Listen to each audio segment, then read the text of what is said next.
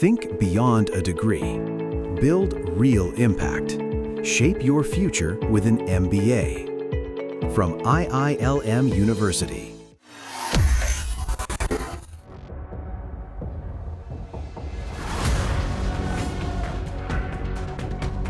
भारत बांग्लादेश में लगातार बढ़ते तनाव का कारण बांग्लादेश में चल रही चुनाव जीतने की घिनौनी स्कीम मानी जा रही है। फरवरी में होने वाले आम चुनावों से पहले अल्पसंख्यक हिंदू समुदाय के खिलाफ हिंसा भड़काने की एक सुनियोजित साजिश रची गई है। खुफिया सूत्रों के अनुसार चुनाव लड़ रहे कई नेता हिंदू विरोधी बयानबाजी को चुनावी मुद्दा बनाकर वोटों का ध्रुवीकरण करने की योजना पर काम कर रहे हैं। ऐसे में वहां हो रही मासूम हिंदुओं की हत्याएं क्यों हो रही है, इसका जवाब दुनिया के सामने है। बांग्लादेश में अल्पसंख्यकों का उत्पीड़न कोई नई बात नहीं है, सालों से ऐसा होता रहा है और समय के साथ उनकी आबादी में भारी गिरावट भी देखने को मिली है।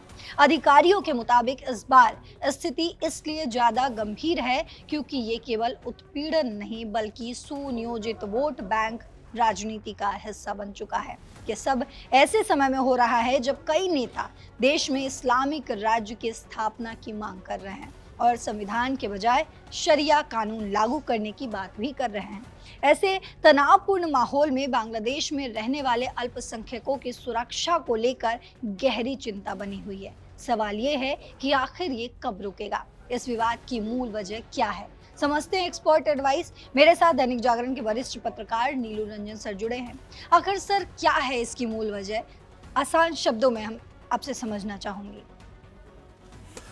बांग्लादेश में जो हिंदुओं की हत्या हो रही है उसके पीछे एक बड़ी साजिश है और चुनावी मुद्दा, चुनाव जीतने के लिए हिंदुओं को जानबूझकर के टारगेट किया जा रहा है।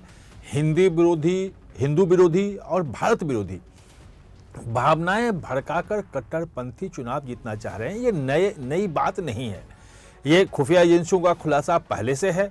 आपको ध्यान होगा कि कुछ दिन पहले, एक हफ्ता पहले लगभग, भारत सरकार ने अपने तमाम जो वहाँ राजनयिक थे, जो वहाँ पे कॉन्सुलेट में और दूतावास में जो पोस्टेड थे, उन सबको एडवाइस जारी किया था और कहा था कि अपने अपने परिवार के सदस्यों को वापस भारत भेज दें।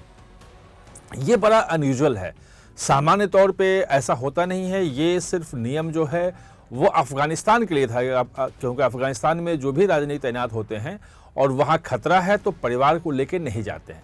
पाकिस्तान पे भी ये नियम लागू नहीं है, लेकिन सामान्य तौर पे जब पेशावर में स्कूल पे हमला हुआ था उसके बाद जो वहाँ राजनयिक और राजनयिक मिशन में जो लोग तैनात हैं वो अपने परिवार को नहीं रखते थे। एक एडवाइजरी था कि चूँकि स्कूल जाना है, बाहर निकलना है, कोई खतरा हो सकता है, आतंकी हमले हो सकते हैं, तो वहाँ पे नहीं किया जाता है। लेकिन यहाँ पे बांग्लादेश में स्पेसिफिक ये इनपुट था इंटेलिजेंस का कि वहाँ पे जो राजनयिक मिशन में जो लोग तैनात हैं, चाहे वो दूतावास में हो चाहे कॉन्सुलेट में हो, उनके परिवार वालों को भी निशाना बनाया जा सकता है।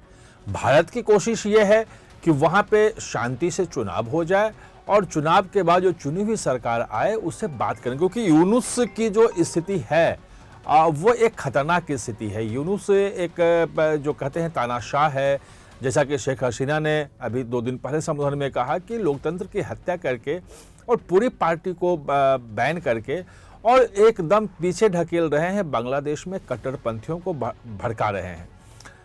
भारत की ये कोशिश है कूटनीतिक रूप से कि एक चुनी हुई सरकार आ जाए, उसके बाद बात करें और चुनाव सफल हो जो 12 फरवरी का होने वाला है। लेकिन यूनुस का गेम प्लान अलग है, वो अब बिल्कुल सामने आ रहा है।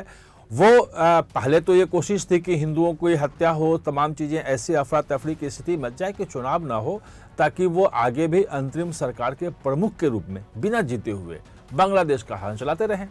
लेकिन अब जैसे धीरे धीरे वहाँ आ रहा है कि नहीं चुनाव होगा और पूरी दुनिया की कोशिश है, सब चाह रहे हैं कि चुनाव हो, ऐसे में ये जो अब नया फॉर्मूला आया है ये बहुत ही खतरनाक है। उसमें सिर्फ और सिर्फ ये है कि भाई हिंदुओं को मारो, हिंदुओं को टारगेट करो। जितनी रैलियां, खासतौर पे जमाते इस्लामी पे जिस ढंग से प्रतिबंध हटाया यूनुस सरकार ने, और जमाते इस्लामी हिंदू विरोधी है, वो भारत विरोधी है और उन सबको बिल्कुल एकदम खुला छोड़ दिया है। अब चुनावी मैदान में है। चुनावी मैदान में चुनाव जीतने का, वहाँ पे कोई विकास का एजेंडा हो, बिजली पानी सड़क की बात हो, उनको पता है कि वो कुछ हो नहीं सकता, क्योंकि पिछले 1.5 सालों में अगर देखें तो बांग्लादेश की स्थिति और ज़्यादा खराब हो गई है। आर्थिक स्थिति खराब है, वहाँ का जो खासतौर पे टेक्सटाइल उद्योग जो है वो भारत से भी अच्छा माना जा रहा था, बहुत ज़्यादा एक्सपोर्ट हो रही थी। तमाम जो दुनिया की बड़ी मल्टीनेशनल कंपनियां थी वो सब बांग्लादेश में चली गई थी, लेकिन वहाँ चूँकि भारत के साथ जो है वो संबंध खराब किए, भारत ने जो लैंड पोर्ट था वो बंद कर दिया, जो बाकी सुविधाएं जो मिल रही थी एक्सपोर्टर को वो ख़त्म कर दी।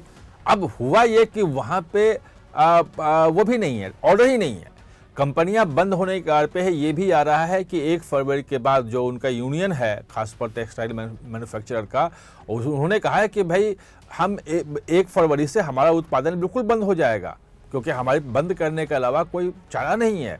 बिजली की स्थिति खराब है और जब तक बिजली नहीं होगी, कानून व्यवस्था नहीं होगी, कैसे फैक्ट्रियाँ चलेंगी।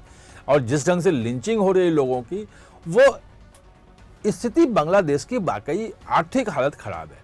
ऐसे में चुनाव जो जीतने का इस समय में चुनाव हो रहा है, तो एकमात्र एजेंडा है कि भाई लोगों की भावनाएं भड़काओ, और भड़काने का यह है कि भारत के खिलाफ जो है वो पूरा प्रोपेगेंडा करो, हिंदुओं पे हमला करो, वो खबरें बनेगी, वो रैलियों में उनको भाषण भड़काओ दो उनके खिलाफ, हिंदुओं के खिलाफ, और भड़काओ भाषण के बाद हिंदुओं पे हमले हो। अभी भी हमले हो रहे हैं, अभी भी मारे गए हैं, कल भी एक व्यक्ति को मार दिया गया है।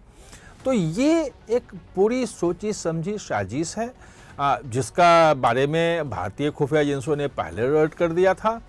अब पूरी दुनिया को ये देखने की बात है, वो पूरी दुनिया देखें कि आखिर बांग्लादेश में चुनाव होकर के लोकतंत्र कैसे आएगा अगर इस ढंग से चुनाव होता है तो, और इस चुनाव के जो नतीजे होंगे उसके क्या मायने होंगे।